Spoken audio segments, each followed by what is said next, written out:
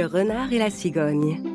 Il était une fois un renard rusé et égoïste qui vivait dans une forêt. Comme il passait son temps à jouer de vilains tours, aucun des autres animaux ne lui faisait plus confiance. Et personne ne voulait être ami avec lui. Au bout de quelque temps, comme il n'avait aucun ami, le renard alla s'installer seul dans une grotte au bord de la forêt. Quelque temps plus tard, venant des pays froids, une cigogne arriva près de chez lui. Le renard était tout content à l'idée de trouver enfin une amie. Il alla aussitôt voir la cigogne. Bienvenue, chère cigogne. Veux-tu que nous soyons amis? Avec plaisir, mais tu es le renard rusé. Est-ce que je peux te faire confiance? Mais bien sûr que oui, voyons. Je n'ai aucun ami par ici, mais je suis sûr que toi et moi, on peut devenir bons amis. Au bout de quelque temps, lassé de manger tout seul, le renard décida d'inviter sa nouvelle voisine à dîner. Ravie de cette invitation, la cigogne se rendit joyeusement chez le renard. La soupe que le renard avait préparée sentait délicieusement bon. Le renard mit la table et versa la soupe dans de grandes assiettes creuses. La cigogne s'installa à table et le renard s'assit en face d'elle. Bon appétit! J'espère que ma soupe va te plaire. Tandis que le renard se régalait avec sa soupe, la cigogne n'arrivait pas à trouver comment manger sa soupe dans cette grande assiette. Quand elle essayait de plonger son bec dans la soupe, elle n'arrivait à attraper que de minuscules gorgées. Alors que la cigogne n'avait encore bu que quelques gouttes de soupe, le renard avait déjà fini son assiette. La cigogne était fâchée de l'attitude du renard qui ne pensait qu'à lui. Mais comme elle était son invitée, elle ne fit aucun commentaire. « Je ferais mieux de rentrer, mon ami. Merci pour ce dîner. » Mais tu n'as même pas terminé. Tu n'as pas aimé? Bon, ne t'en fais pas. Je vais finir ton assiette. Alors que la cigogne s'en allait, le renard s'empara de son assiette pour finir sa soupe.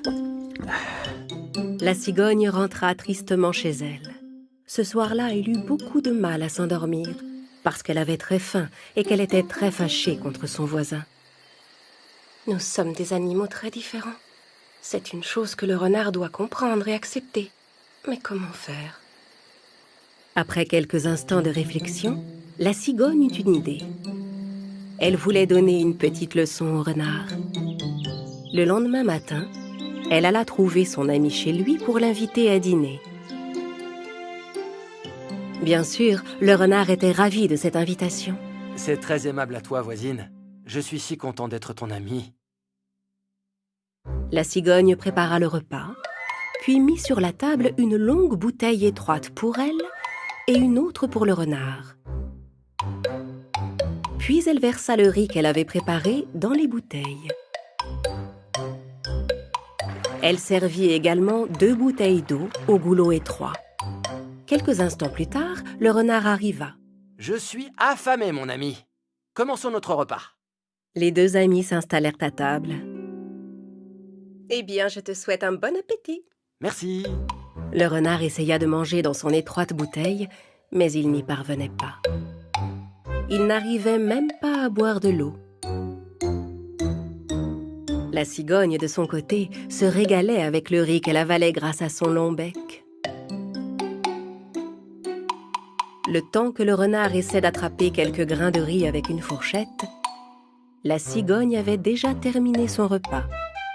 Voyant le renard désemparé, elle lui demanda « Oh, mais mon ami, tu ne manges rien. Quoi, tu n'aimes pas ça? » J'aimerais peut-être si je pouvais manger. Cette bouteille n'est pas faite pour moi. Avec ton long bec, tu peux attraper ta nourriture. Mais avec mon museau, je ne peux pas.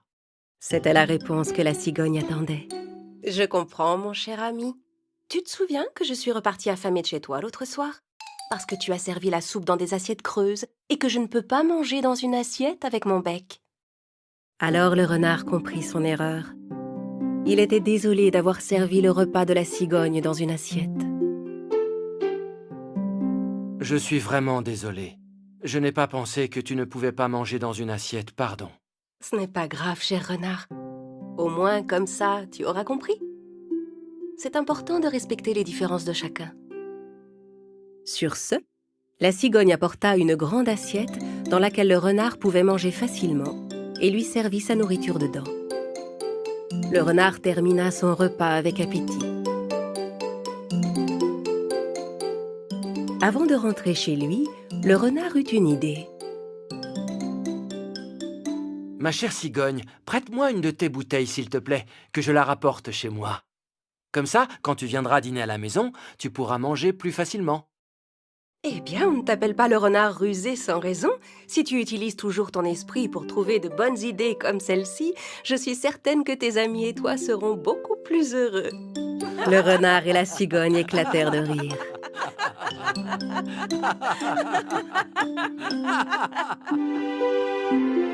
Les mois avaient passé.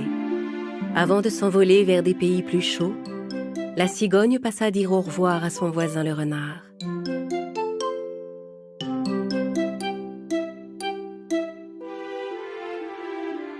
Resté à nouveau seul, le renard retourna dans la forêt.